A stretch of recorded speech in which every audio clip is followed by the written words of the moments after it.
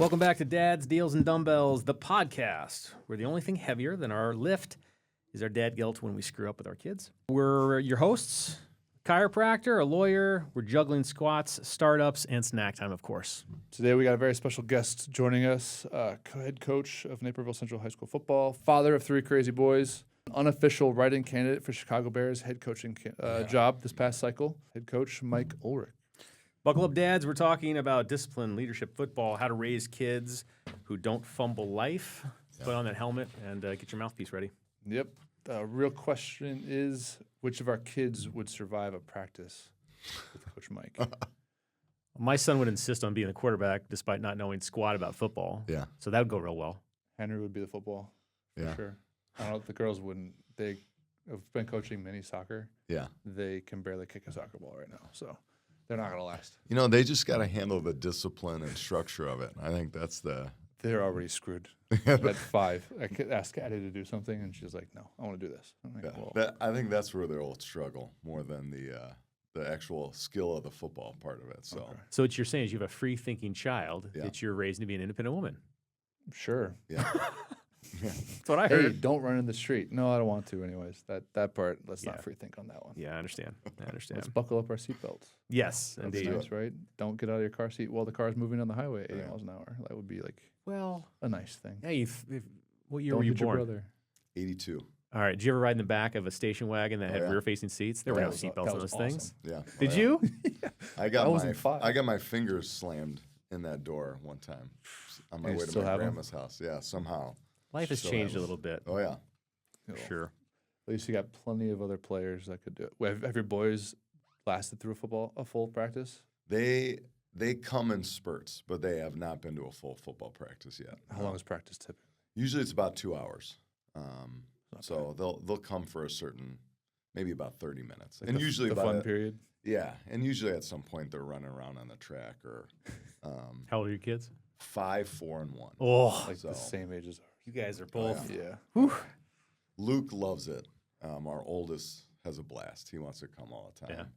AJ, his attention is often scattered, so he'll like come for a little bit and then he'll be running. They like to go up on the stadium and run around the stadium too, so it's a blast. I love having them. They're already doing conditioning. Yeah. Luke loves to do like getting in, and the coaching part of it is pretty funny to watch. So A couple of like the Facebook reels that are pretty funny. yeah. Nice. All right. So then, how did you get into football and coaching? So you played in college, right? I did, yeah. I played at North Central College. I was going to be a marketing major originally, and I think it lasted one day of marketing class, and I thought, I thought this was really not what I wanted to do, and I ended up taking a class called Psychology of Coaching. Al Carius was, and still is, a Hall of Fame head track and cross country coach at North Central, and I showed up in the winter for the first class, and in like 2 minutes, I was like, I think this is where I need to be. And So wait, how did you get to the class in the first place? That wasn't your major at the time? well, it's a funny story. So I was enrolled in a communications class that I overslept for. And my roommate was in the same class as me and did not wake me up. So the professor booted me from the class, and as she should have. One tardy? Because usually there's some of those classes, there's waiting lists. So if you are a no-show, they kick you out of it. And so I needed to fill a class for the winter semester, and that one popped up, and I took it. And like I said, within the first few minutes, I knew that this was where I wanted to be. Nice. So, did you have any like coaching idols at the time? Yeah, I mean, my head coach in high school, Bruce Kay, at Cary Grove, is in the Hall of Fame. He was awesome. I really thought like they really got the best out of me in high school, and then my junior and senior year at North Central hired John Thorne as the head football coach, who was a Hall of Famer at Wheaton, Warrenville South. And same thing, when he came there and turned the program around, I just loved every minute of it. So, and then I student taught at Stevenson. I coached football there, and there was an opening at Naperville Central, luckily, and got a job. And I had some college teammates had a room open up on the same day, so I was able to get a job and find a place to live, and that was about 20 years ago. Yeah, So- what, in Central and North, was it?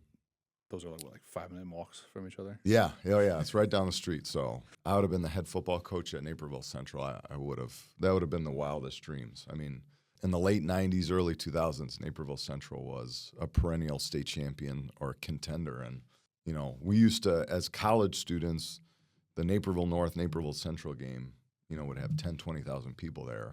And it just seemed like the biggest deal in the world. So getting in to Naperville Central and then being there for 20 years and now being able to be the head football coach is a dream, Yeah. for sure. So you got in there as a teacher first and then coach? Yeah, I teach history still, and then for the first probably 13 years, I coached baseball and football. And then when we had Luke, we kind of had an idea that when we had one, we were going to have a string of a couple kids pretty quickly. And so after that, I gave up baseball and just concentrate on football. And then one season is enough. It's a lot. Yeah. And One season especially a once year. very full off season of, you know, lifting and all of that goes with that. But coaching's not just during the season. correct, yeah. From January to May, it's probably my wife's least favorite time because it's The 3 off-season? days. Yeah, it's 3 days a week at 6 a.m. And it just means for her 3 days a week she's getting everybody up and Doing all the work at home. yeah, that's a hard You don't have task. assistants set that up and head it up? Or? We do. The hard thing is the last few years, and it's been a great thing, we've had our strength coach leave for a better job. So, So a new coach every year. yeah, so the last year and a half, I've kind of been the de facto strength coach too, which I love doing. It just, it puts more burden of my time in the off season. But Nice. the other part too is it's hard because you ask those guys to be there 3 days a week at 6 a.m.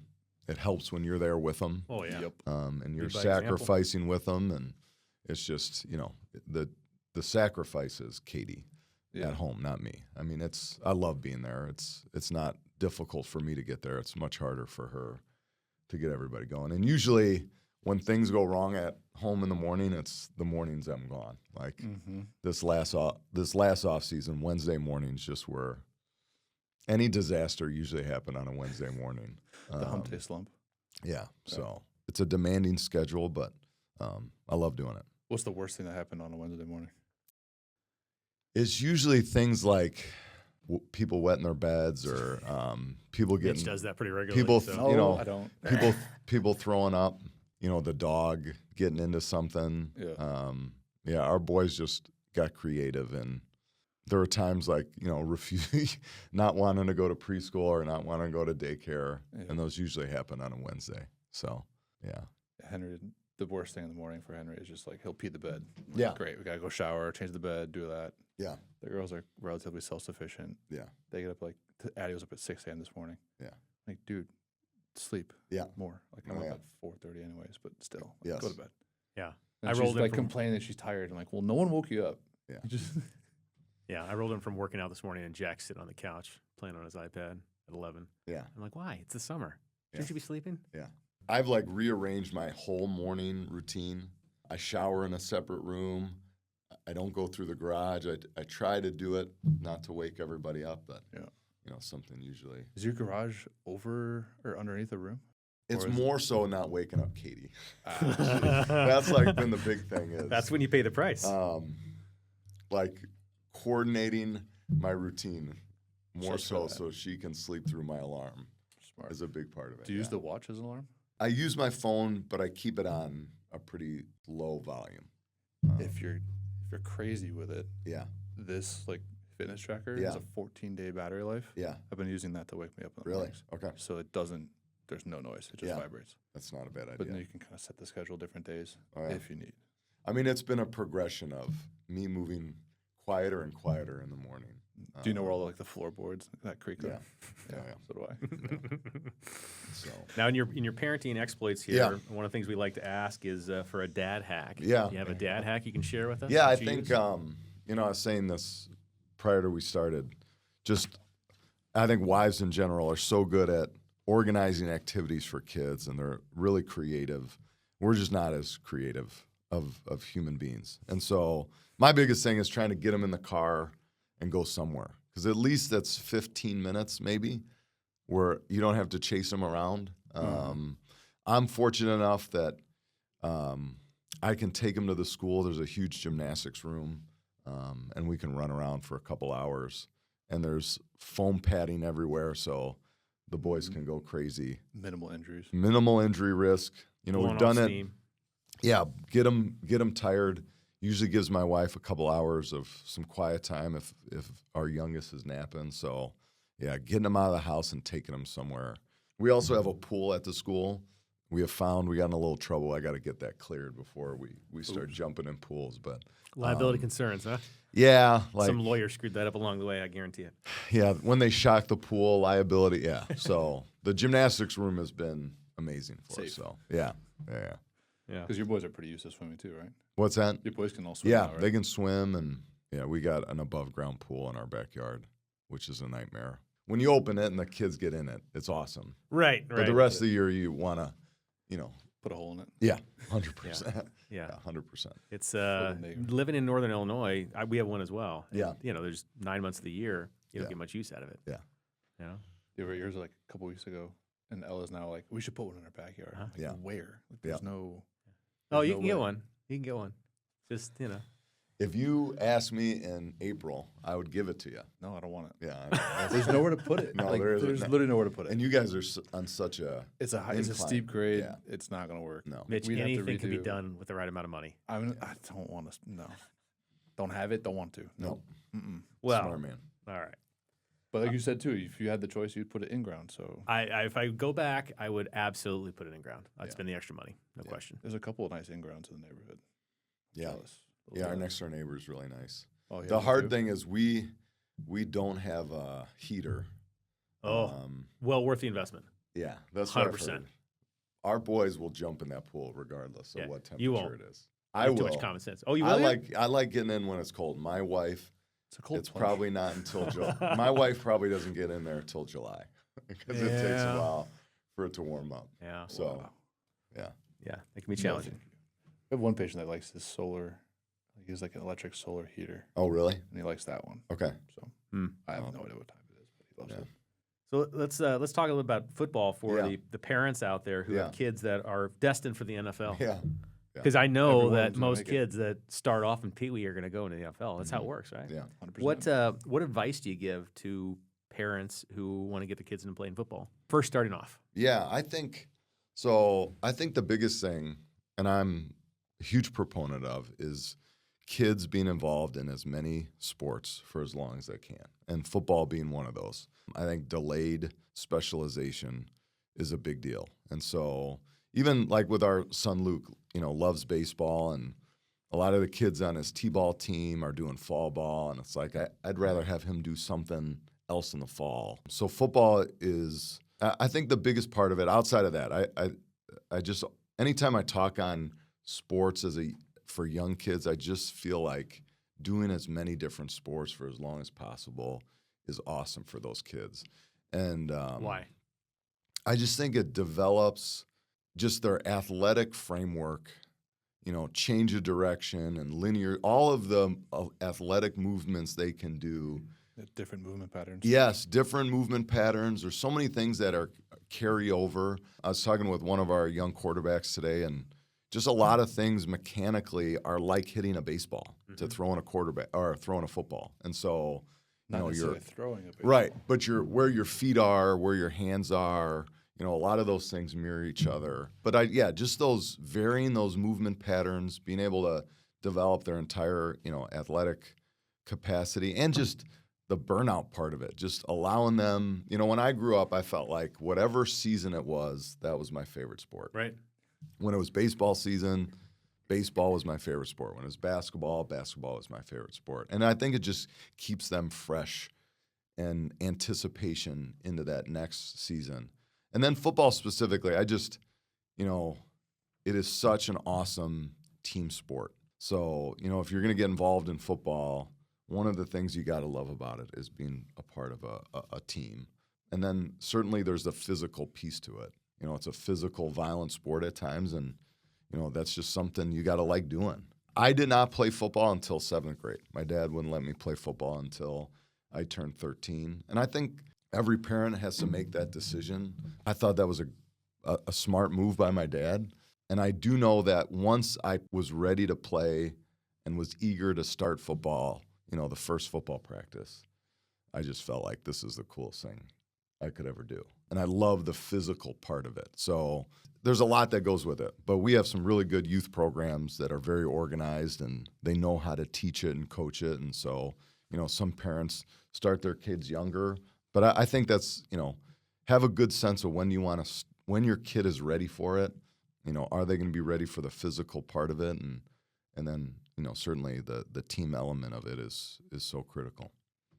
Is there a magic number on 7th grade? Because I was the same way. I don't think so. I think it's just like I'm a July birthday, so maybe that's when I turned 13 or 12. I forgot what it was, but I do know growing up I wanted to play football, and my dad telling me no for a while. Every year you'd ask, probably. Yeah. Same. My problem is my 5-year-old is already asking. Is that right? Well, would you do flag? Yeah, without a doubt. Would you do flag football is great. Yeah, flag football is great, and really that wasn't really a thing when I was younger. Yeah.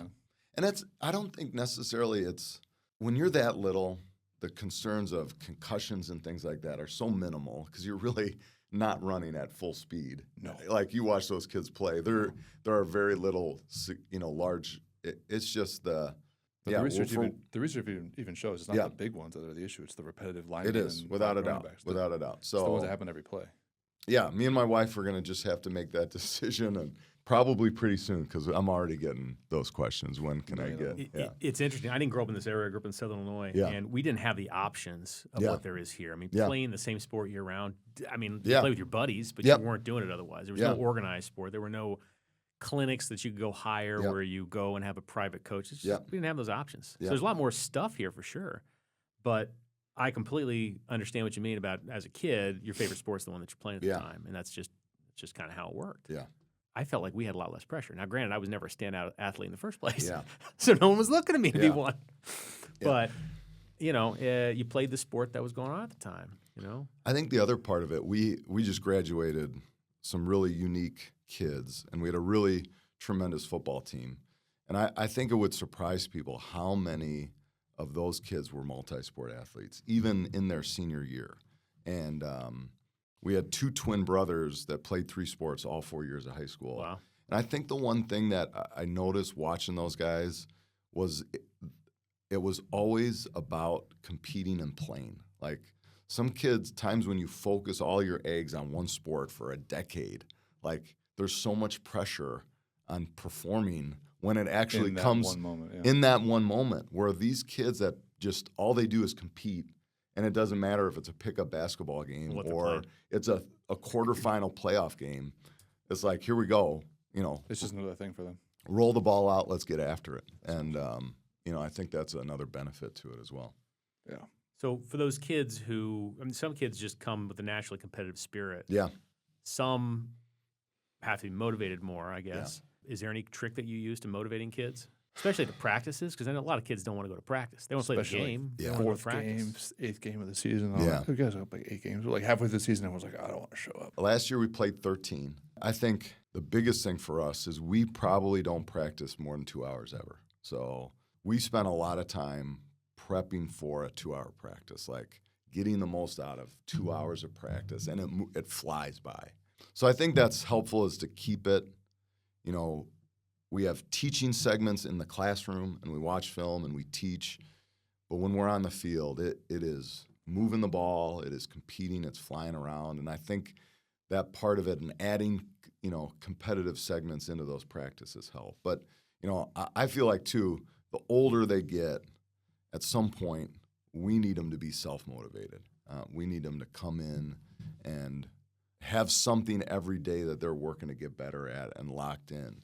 But probably the biggest thing, just the thing we try to do motivationally more and more is just this collective connection between our players. So we spend a lot of time working on relationship building and connecting the team together, the sense of wanting to play for each other. I think that probably what carries it through late in the year. Do you guys do anything in the summer for that? Yeah, so last year was the first time we did it, and we'll do it for a long time after. We talking about like team building kinds of things? Team building, yeah. We last year we went up to Carthage College for 3 days. Nice. And this year we're going to Hope College for 3 days. And the nice part about it is just it gave us time with just our team and to talk about things outside of just football. Because sometimes when you get into, it's practice, there's an install, there's a walkthrough, these are how many periods we need to get done today. You get so locked into those elements, the teaching progression. And when we go away at camp, they eat together. We have meetings together that are about life after football. We go to the beach one day, things like that last year was so valuable to our kind of overall connection as a team. We did the same thing. We go to I can't remember what it was, but it was like some state park, Bible place. We had I think the beds had like sand in them. Like we didn't care. Like then the big thing we would do is like we'd just run this like lap on a hill. Yep. And like it was like we'd run it for like until the coaches were tired. Yeah. And that was kind of like our bonding thing for the year. Yeah. Like everyone like hated it, loved it all at the same time. Mm-hmm. Yeah, we had an absolute blast last year doing it, and we're getting ready to do it again in July. But where'd you get that idea from to go away to a school? Other coaches that we have a lot of respect and relationships with. Mike Fitzgerald, who's a head coach at Marist, was at York. He's really good, and I try to kind of pick his brain as much as possible. But those were, Wheaton, Warrenville South, some schools in the area had done those things, and I just needed some time as a head coach to figure out a few things first, and then once I had a good feel on how the summer works, we were ready to add, to what we did, and last year was kind of the perfect time to do it. Nice. So Carthage was a good place to do it too. it was awesome. Yeah, it was awesome. They were great hosts, and the best thing is we kind of just had the full reign of the place ourselves. Which is great facilities, at least it was beautiful. 20 years ago. No, it's awesome. It's right on the water. We're excited to do it at Hope too. Nice. Was it cold in the water? Yeah, it was. It was. Yeah. The one crazy thing though about coaching high school boys is whatever we gave them for 3 days, they were had all the energy in the world. We felt like they were going to get exhausted. Like we had a practice, we ate, we did a softball game, and they're flying around. Yep. Then we go swimming, and they're jumping all over each other. Then we wake up, we have 2 practices the next day. We go to the beach, they're jumping all over each other. So it's endless energy from those guys. Yeah. Nice. You ever tell them, like, you clearly didn't work hard enough in practice if you're going to do this stuff here? 100%. So as a high school football coach, as a head coach, I presume from time to time you get to deal with parents who want to be involved in coaching or have some feedback they want to give you as far as what they want their kid to do. Yeah. How do you deal with that? This surprises everybody when I say this. Those conversations are very minimal, to be honest with you. Maybe one every few years, to be honest with you. I mean, we've had some ones, and they're usually around things like playing time, and sometimes they're like this year we had we dealt with a young man's parents, and part of it was our fault. We needed to do a better job communicating and being clear of why so and so was playing and he wasn't, and they were very gracious about allowing us to talk with their son about that rather than having this discussion with the parents.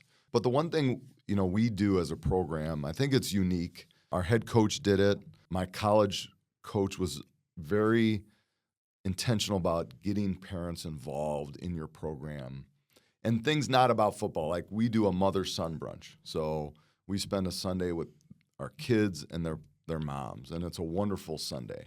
We do a dad's barbecue. And so we try to do a lot of things that include the parents.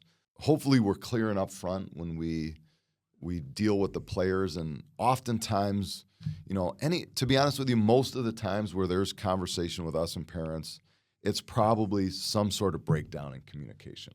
Like we just maybe needed to do a much better job of clearly outlining who we felt was the better player and why, or communicating why we felt like so-and-so was a better player at that position. But, for the most part, our parents have, I think this surprised a lot of people. Our parents are usually pretty outstanding. That's great. And I do think a big part of it is just they feel included in our program. We don't try to build a wall and keep them away from us. And I think it's been a really good relationship for a long time. Nice. So within, like coaching and parenting, what have you seen similarities with, or what does work on the coaching field and what doesn't work at home? Oh man, that's a great question. Probably can't make Luke and AJ run laps. Yeah, I just and this is the hardest thing, and I was talking to a friend of mine last week about that. The awesome thing for me is I live 10 to 15 minutes from school, so I can be home. Huge. It's awesome. The only down part of it on the way home is sometimes when I pull in the driveway, I haven't decompressed. Oh. And my wife is very good at telling me the truth too sometimes. Like, I am still in coach mode when I get home. And like my sense of urgency and things like that, I just, I need to find a way. And this is what I was saying with a friend of mine. I think I have a good routine when I drive into the morning and resetting my focus for the day. I got to find a better routine on the 15-minute drive home where I can reset myself, pull in the driveway, and I'm not still locked, sense of urgency. Things have got to get done in a certain way at a certain tempo. I got to be far more graceful and patient with my boys. I understand what you mean. Yeah. I've been accused once or twice of cross-examining people at my house. Yeah. So, and not the best way to. And I think the other thing too, like as a parent, you learn this so much clearer that not everyone you can coach the same way. Like, for whatever reason, I can get on my oldest son and like it rolls off his sleeves, and he's in his own world anyways usually. But our middle son AJ is far more sensitive, and if I'm quick-tempered with him, he shuts down. Yeah. So I think that's been a really good lesson as a dad. Is they handle coaching very differently. I've noticed that with my two too. Yeah. Like if I had to talk to Addie and Ellie like the same way, Ellie too. The middle one loses it. Yep. I don't know if it's because of like the age thing, like just brain development, or is it like the middle child syndrome? But yeah, same way. If I was doing anything to Ellie or like try to make her do something, she's not doing it. She's gonna roll on the ground and sit there. I'm like, 100%. All right, I gotta hold her, calm her down a little bit. Then we can actually have a productive conversation. Yeah. So that's nuts. So we've talked a little bit about work. We've talked a little bit about being a dad. The third part, of course, is about dumbbells. Do you work out with your kids on their field? I don't. No Dan Campbell Do you get style? to squeeze in any time for yourself? I try to. We started our off-season lifting program in like 2011. Probably at that point I was in my late 20s, and there was only like 13 kids. So it was, we were just starting our morning lifting program. I wanted to make sure the program was sound, so when I was younger, I would lift with the guys. This off-season we had 80 kids. Oh, wow. Some mornings. And it's at that point, it's managing and making sure we're efficient with the time and space we have. And is it just you, or do you have another coach with you? There's usually 3 of us in there. Okay. I just I got to find time to, where I can do something within 10 or 15 minutes, or just wake up earlier and get there earlier. I mean, that's part of it too. But it always feels like I want to get there. And because you said you start at 6 a.m., right?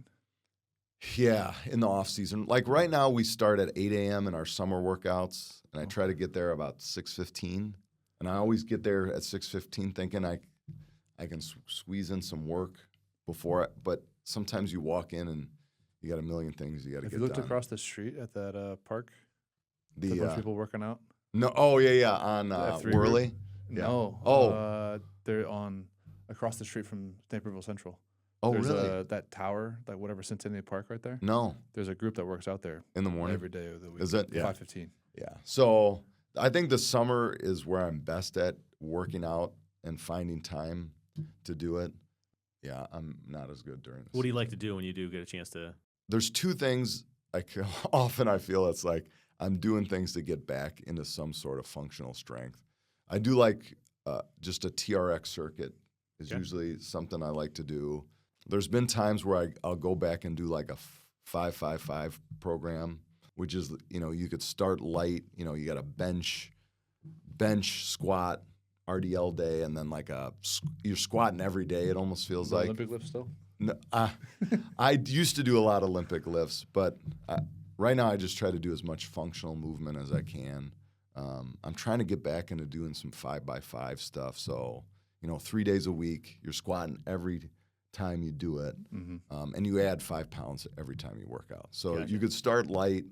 It's simple, repetitive movements. But yeah, and that's kind of what I've gone to. Yeah. I'll give our O-line coach is probably a much better candidate for this podcast. He always beats me in right now, and he's power cleaning, and he's bench pressing, and he's squatting, and he's moving some weight right now. Nice. So, well, the reality is as as parents and professionals, the time that we have available to do things changes. Oh yeah, right. Yeah, you may not have time one day. You may have time another day. I've said before that me working out, that's the one thing I do for myself. Yeah. Everything else, there's something I'm doing for somebody else. Yeah. Whether it's work-wise or at home with the kids or what have you. But it's challenging. No, it's a great way really to think about it. For your high school programming for the players, what are you using? What are you doing? We do, let's go. I love this stuff. So we do what is called an APRE method. It's an auto-regulatory. So basically, like front squat, they get 2 warm-up sets and 2 working sets. And so the idea is if we give them a 6-rep protocol, so let's say right now they're doing 85% of their 1-rep max for 6 reps. If they can do it 8 to 10 on their final set, they can add 5 pounds. Mm-hmm. If they're not feeling as good that day, they can take the weight off. But every single time we do it, there's a percentage they get. And these are their core lifts, really. So they have a percentage they're trying to hit. And the thing we love about it is, part of what has become a term we use over and over again is +2. So if we give them a 6-rep max or a 6-rep protocol, they're trying to get 8. So, and if they can get 8, they're going to add weight. And it's been a really good way for us with a lot of kids, for those individuals to compete against one number every day. So we like to front squat, we bench. In the heavy strength phase, we trap bar deadlift. It's just an easy movement. We have freshmen through seniors, a huge range of skill and flexibility. And so that's an easy one. And so we do this APRE method, and it's been really good for us the last couple of years. What are you doing as far as are you doing any Olympic lifts at all? Any training? This is the first. We used to power clean for a long time. We got away from it. I have heard arguments both sides, and I think both of them make sense for everybody who does it. Just got to figure out what you want to do. Yep, you got to figure out what you want to do. So for us, the last couple of years, we had found ways to replicate those movements without actually having to teach a power clean. Which is complex. Yep. So trap bar shrugs, med ball tosses, things where it's triple extension, you're moving fast. But at some point, we just kept going back to over and over again. There is something about finishing a power clean. If anything, it looks cool. It does. And a trap bar jump, you can give them weight and they can jump and they can replicate that movement. But there's something to said to be, here's a power clean number. You are going to get under that bar and you're going to finish that lift. Do you power clean or do you squat clean? We power clean or from the floor. Yeah. So, but then the power clean you squat. It's a higher catch. Okay. Yeah, it's a higher catch. Now for the trap bar jumps, are you having them drop the bar after they jump up, or they have to lower the bar down? Yeah, they're jumping up and landing with the weight. Yeah, with the weight. Okay. So we just went back to. So from January to March, we do front squat, bench, and deadlift. And then when we get back from spring break, a lot of our guys are deadlifting a lot of weight. And at that point, there's the returns they get from the deadlift. Return for sure. Yeah. And so we move away from the deadlift and we go to power cleans. And it's a slow progression. So, we started with the hang clean. We do some clean progressions without weight. But yeah, we're Mondays right now, they're benching and power cleaning. And Fridays, they're front squatting. So those are our 3 main lifts.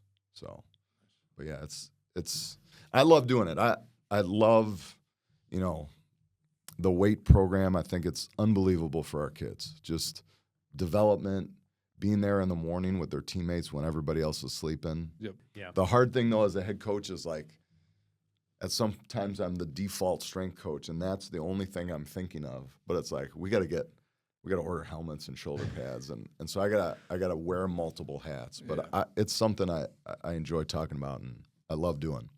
You've been a coach for quite some time now. Yeah. As the years have progressed, has coaching changed much for you? Not really. What about with technology?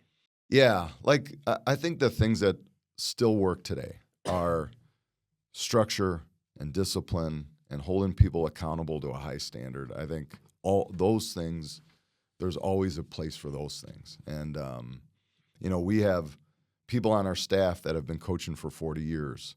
And we have a defensive coordinator that's been running the same defense, for 40 years. But he knows how to teach it, and he knows how to build relationships and hold kids accountable. Yeah, the biggest thing that's changed is the technology part of it.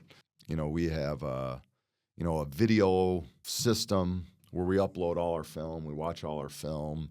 We have a sideline replay system. So in-game you can watch film? In-game, I call the plays, so I call the offense, and then I have a few minutes where I can just scan and look at some of the last series while the defense is on the field. So that's really cool. It's just the hard thing is someone's got to do that. Yeah. And someone's got to be trained to do that and know how to problem solve. And the bummer right now is the guy who did that has retired. So we got to train somebody else. But yeah, all of those things. We have a practice software where like the scout team could look at a wristband and it's the next play is put already on that wristband, and so they can just look down. It's like a screen? It's a screen, yeah. What? So it's called Go Route, which is really good software. But again, someone has to do the IT with it. Do it. They got to make sure those things are charged. They got to get them out. We film practice with a drone now, which I think like the best teaching film is on a drone. So really? Yeah, it's really good. We get that aerial image. From behind directly. So the tight view. Yeah, it's a wide view from behind. Oh, wow. So you get all 11 players from behind. Oh, nice. It's great teaching for the quarterback because you can kind of see the same angle the quarterback's looking at.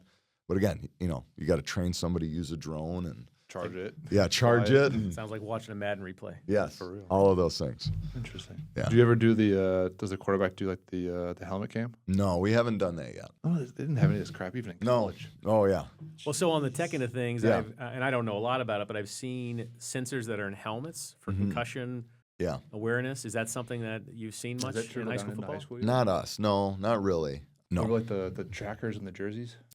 Those are like the catapult. It's like a bra thing now? There's like a bra thing called catapult that really it tracks your, how much you've run, how much energy you're exerting. Really? Yeah, and so like one of these things, basically. Yeah, without a doubt. Huh. And the catapult software has like a lot of those things. They've become more and more affordable, but again, it's like you need somebody that's really almost they're dedicated just tracking the catapults. Just to be able to use it. And who's wearing them and how much workload are they putting in. And so we've tried to actually invest more and more, and our training staff's really good at it, recovery. It's almost like the new, what's the word I'm looking for? It's the new preparation. Yeah, and it's the new arms race in like college football. It's like who has the best recovery system. Do you guys have an ice bath yet? Like we have some old school ice baths. Not a trough. The coolest thing, it's basically a trough. Okay. The coolest thing we have though are these recovery boots. Yeah, the Normatec boots. Yeah. Are unbelievable. Our kids love them. Like we probably should have 50 of them. You have someone that comes in and does like shockwave? No, but the recovery boots are our guys. They absolutely love them. Nice. Yeah, those are awesome. I'll even like August. We're doing so much on our feet in August. Like. Usually the first week in August, I'm in recovery boots. I'm sure. Just to get my blood flow going into where it needs to be. Nice. Yeah. So. And what do you guys do as far as like in-season recovery versus off-season recovery versus like the day after a game? I was very uneasy about it, and it's probably one of the best things we've ever done. So forever, in season, we coaches were there 7 days a week. So you play Friday night, and always the thought was you get up Friday morning, you work out, you get a lift in, you run to get your lactic acid out, you watch film. On Saturday morning. Yeah. And then Sunday as a staff, we would come in and break down the next opponent. And probably 4 years ago, I was talking to the head coach at Maine South High School, and they're one of the best public league teams in the state of Illinois. And I was just asking about them. Like, we were having guys missing Saturday to go to college visits and watching games. And I was saying, what do you guys do on Saturdays? Do you tell them they get to go one time? Do you tell them they can't go ever, find a night game? And he said, I can't tell you last time we've practiced on a Saturday. And for him, the big thing was, and he's right, as a coaching staff, we would come in early Saturday. So you play Friday night, you go out after as a staff, you get in late, and then you're up early watching film before the kids come in. Yep. You never even get to watch all the film because the kids are already in. That moment's passed by. So we have, in the last 3 or 4 years, given everybody Saturday off, coaches including. And it's been, as a dad with young kids, it's been amazing. Super important. Yeah. As one day a week, I can make people pancakes, be a dad. And as a staff, watch too, college then, football. what's that? Watch college football, too. My son loves College Game Day. And then on Sunday, our whole staff will watch every single play of Friday game together. Every single play, offense and defense. It doesn't matter what you coach. You're watching every single play. And the best part of it, too, not only do we come in on Sunday and we actually are refreshed, we get you get to be filled up being with your family for a day. You get to sleep in a little bit. Now, when you have young kids, you don't sleep in ever. No, but still up at 5 yeah. anyways. But on Sunday, then, we are all on the same page. Why did we win? Why did we lose? We really go through those conversations together, and then we prep for the opponent. The hard thing about that is making sure our kids come in on Saturday who need recovery, need to see the trainer. That's the hard thing. Like, not being there, just making sure they get in and taking care of what needs to be taken care the of. trainer report back to you? Or Yeah. But there would be times like the first year we did it, it was awesome. But I came in on a Monday meeting. We had a really good two-way player. We spent all Sunday trying to figure out how to get them involved on both sides of the ball. Really? We walk into our team meeting. He's got a boot on with crutches. It's like, could you just have told me that, on Sunday? Like 24 hours earlier, please. Yeah. Wow. And he was able to play that week, but in a much more limited capacity. Yeah. So we've had a little bit of growing pains, but it's one of the best things we've ever did. And as a dad and a husband and a coach, giving that everybody that day You saved a marriage. It's been amazing. Yeah, it's been amazing. So Nice. Yeah. So what's tougher than coaching? How many players on your team? Say 50, 80, 100? yeah, we'll probably have 190 right now in the program, but like 70 varsity players. Yeah. Somewhere 70 around there. varsity. I Wow. had 25 guys in my senior varsity team. Yeah, it's the numbers, in a good way have grown the last couple of years. That's but yeah, nuts. we'll have about How many 70. students are in Naperville Central? I think it's about 2,600, maybe 2,500. Yeah. All right, so which is tougher, coaching 190 players or 3 crazy small boys? Oh, that's easy. It's harder is raising 3 boys. Yeah. Way harder. It's the hardest thing and the best thing at the same time. But yeah, raising 3 boys is much harder. Somehow you can get 70 people to listen to you, and They're also teenagers, though, a Yep. little bit older. And they recognize that you're in a position of authority. without a doubt, Your children. Yep, Kids don't give a shit. 100%. It's hard getting those 3 to listen to you at the same time. No. So yeah, Well, 1-year-old's not listening to that. correct, 100%. Is he walking yet? He is walking. Yeah. Did he walk faster than the other 2 because he's trying to keep up? Yes. He's flying around. He is flying How early around. did he walk? He started walking like 2 or 3 days before his first birthday. So pretty quick. So yeah, but he's moving. Yeah, Is he holding his own with the older 2? he is. Oh yeah, he is. Nice. So Is he making them cry? he not Henry yet, will do that. not yet. Henry's got But it he, down. what's hilarious, when my wife is ever like our middle child, if she ever has our middle child on her lap, our 1-year-old gets pissed and Yeah. we'll run over and try to Knock him push him over. off. Not having it. That's yeah. funny. But yeah, raising 3 boys is much harder.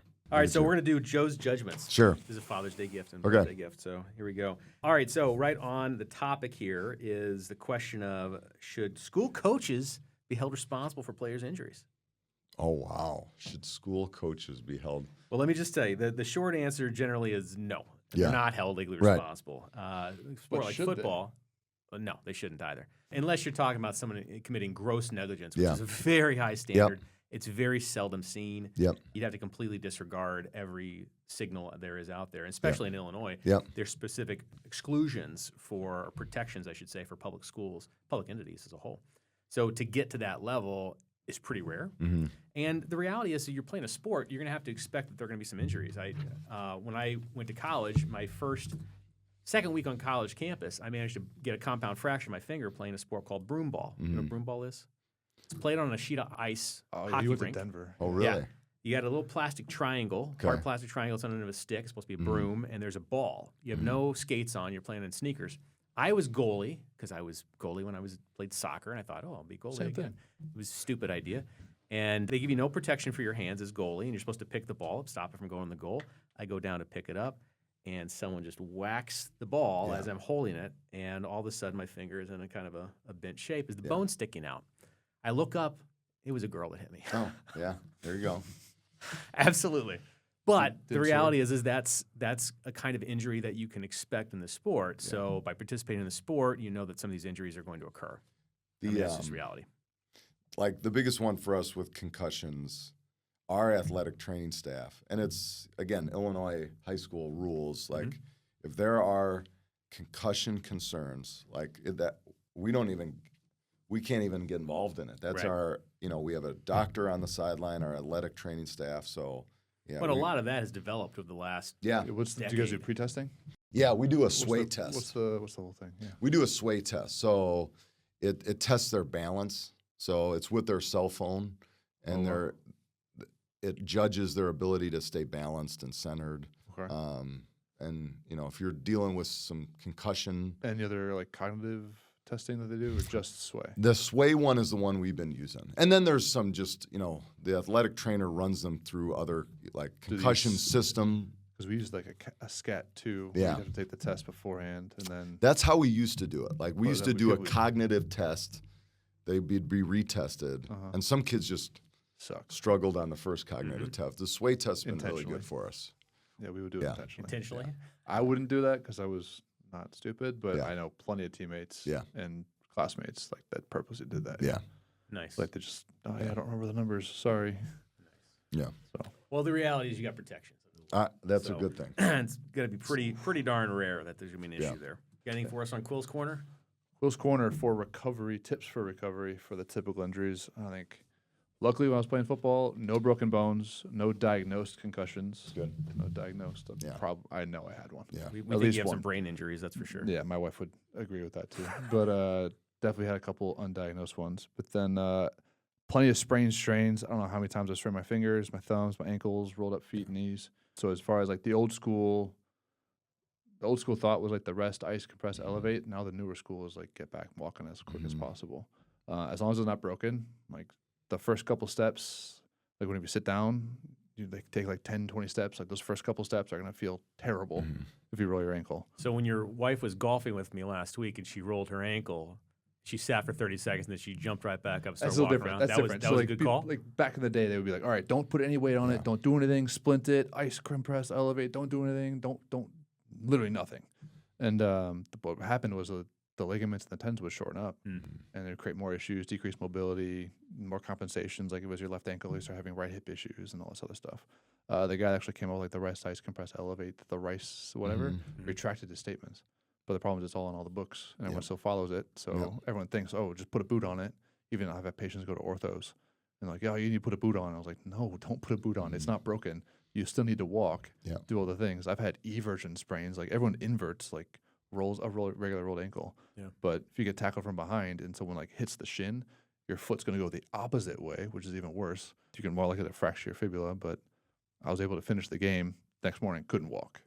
But then the 20 steps to the bathroom were excruciating, but halfway there, they loosened up, and then walking to class and everything, just continuing to walk on it, it loosens up, and my recovery is a lot faster. That way you're still able to go back and play and do the things. But so the newer school thought is get up and move around as long as the bones are good, as long as ligaments aren't torn, you can still do those things. No one's going to think, oh, we'll just get an MRI. Like no one's going to do an MRI on a rolled ankle. Yeah. Or a sprained shoulder. So And getting blood just flow to those yeah, areas. so that's the whole is point, huge, right? yeah. The movement, get the blood flow. The Normatec boots are great. some soft tissue work, adjustments on that works wonders. So don't just sit around and do nothing because you sprained your ankle. So I guess you can tell that to your players. Yeah. Too. Oh, yeah. No, absolutely. Because they're going to I don't want to do anything. Yeah. Any last words of wisdom as a coach and a father? You know, I want to share something that my college head football coach shared. I talked to, oftentimes when we do our mother-son brunch or our dad's barbecue, I like to share this because it stood out to me as a player in college. But our head football coach, John Thorne, made it very clear that, as hard and difficult as football is, marriage is the most difficult thing that you'll have to do. And so he just, as a young person, I think gave us a great expectation for what a husband and a father would be. And kids fall into this trap, and we try to, educate them as best we could. But when you love someone or you say you love somebody, often they associate with a feeling, and that feeling can waver or go in different directions. But to be committed and to love someone and to be a husband and a father, that's going to be the most difficult thing that you have to do in your life. And he was 100% right. And I'm so glad I heard that as a young person and a college student, because it is a daily, you're humbled daily. You are, your wife very lovingly helps mold you daily. Your kids test your patience and your ability, to problem solve and be creative and love and all of those things. But I was so fortunate to have a college football coach that talked to us about being dads and being fathers and set us straight about how difficult those things would be. And we talk about that to our players too.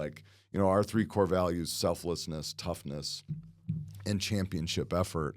When we can, we try to relate those things to being parents. As a parent, you have to care about somebody else outside of you every single day. And it is relentless. You are relentlessly thinking about someone's best intentions every day, and how tough it is to be mentally tough to be a parent and to get up and lead your family every single day, whether you're tired or sick or whatever, and just the effort it requires all the time. And so again, I just talking about being a dad and talking about football, I think those are things that I think about in the same capacity. And we talk to our players about all the time. These two things are one and the same. And the things that we're trying to do with you now are 100% what it's going to take, when you become a husband and a dad, for sure. All right. Well, thank you very much, Coach. I got to ask the question. Yeah. I didn't ask the question. Yeah. What is the Chicago Bears write-in coach? I have no clue. No, I have I no texted clue. it to him. Yeah. I was like, hey, You've never heard this before? I have, yeah. I texted it to him. It was someone on the Bears Facebook page randomly. I was like, everyone's going, Ben Johnson, Vrabel, all the things. I think it was when they had 18 people. Yeah, everyone that was on they the short were, list. yeah. Literally everyone. You were on the Yeah. short list. Yeah. So Congratulations. it was a Facebook comment. Yeah. One of the commenters was I don't remember who it was. Yeah. He was like, yeah, put in wherever that Naperville Central guy. They should throw him in the list in the short list. I'm like, hey, he's a local guy. Not bad. Go for it. Not bad at all. Would you make the jump to college? Yeah, the hardest part is just how transient you have to be. You could be in Nashville, Tennessee one year, and then the next year be in Southern California. That it's just it would be really a hard decision on the family. The challenge of it and the competitive part of it, but Zero security. Zero security, No and stability. no stability. So But if the Bears call, that's local. Yes. Just The one thing with the Bears too, the NFL, there's no off-season recruiting. You're not in a high school or You have the GM to do that. the NIL, portal all the time. How are you having to deal with that with high school now? Because the Bolingbrook kid just got some national deal. I heard we luckily haven't. It's a good problem and a bad. It's a good problem to have. We have not had a kid that has needed high school NIL money. We had a defensive end go to Vanderbilt, who's probably one of the freakiest athletes I've ever been around. But he's a phenomenal, naive kid that's not on social media. Oh, And nice. that stuff, he doesn't even. So I asked him one day, hey, Jake, with Vanderbilt, have you guys talked about NIL or anything like that? Thinking like, The conversation. do they pay you? Do they pay you before, things like that? And he's like, oh, I think we talk about that when I get there. I go, oh, I mean, he just, All right. that's just something that wasn't on his radar, and that's what I loved He about just him. wants to But play. yeah, I have not had to deal with the NIL stuff. Wow. Yeah. Any other athletes at Naperville Central have to do that? Or have these things? No, I even don't know think what so. big And what are it's, big I think sports it's a there. new thing to Illinois, and it's, who knows how. Interesting. The rules change. As Yeah. a lawyer, the rules are changing Yeah. often, and that's what's hard about it. 100%. Interesting. Yeah. Well, thank you very much for joining us. Really appreciate it. All the wisdom on coaching Appreciate and it. being a dad. You certainly have your hands full. Yeah. That's busy. crystal clear to me. And so that's a wrap on today's episode. If you've learned something or had a good time or maybe remembered some of your football stories from growing up, Make sure you subscribe, like, leave a review, share with all your friends or dads that still think they can hack it, have their varsity speed from their. I got to say, one of the days. funniest things I've seen recently is these clips on like TikTok or wherever of spouses that challenge each other to run at top speed. I'm enjoying those quite a bit. You need to send those over. Yeah, they're pretty entertaining. So anyway, hit us up on Facebook, search for Dad's Deals and Dumbbells, or email us at dadsdealsanddumbbells.com. Go lift something heavy, tuck your kids in. Remember not to yell timeout from the stands, and let the coaches be the coaches. And we'll see you next time on Dad's Deals and Dumbbells. Thank you.